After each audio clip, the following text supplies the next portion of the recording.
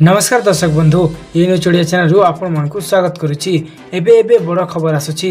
कालिया योजना चाषी मुहरे हस आनी ऋण भार लाघव करिछि। तेबे सूचना अनुसार चाषी भाई भौणी मानकु शुभेच्छा जणाइबा सहित राज्यर 42 लाख चाषी परिवारक खातार खरीफ 2021 पाई कालिया योजना 920 कोटी टंका जमा कर नै विश्व घोषणा करथिले।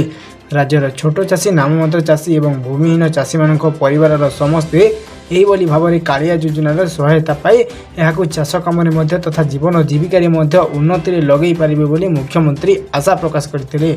मुख्यमंत्री कही चाषी सारा देश में कालिया योजना सबुठारु बड़ योजना एवं यही योजना चाषी मान मनरे हस आनी जहाँ कही मुख्यमंत्री।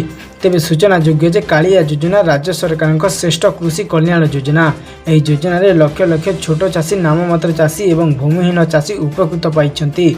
कालिया योजनार सहायता कृषि सामग्री किणवा बेले भूमिहीन चाषी छेली कुकुड़ा बतक पालन करी परिवार एवं तांकर रोजगार बढ़ाई थाए। तेबे एही मासरे पीएम किसान योजनार टंका मिलिबाकु जाउछि।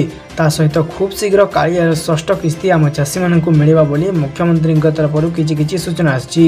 तेबे वीडियो जदि आपण मानकु भल लागिछि गोटे लाइक देबा पई भूलिबे नाही। ता सहित चैनल टी सब्सक्राइब करके रखंतु एमिति योजनार नवा नवा फास्ट वीडियो पाइबा पई।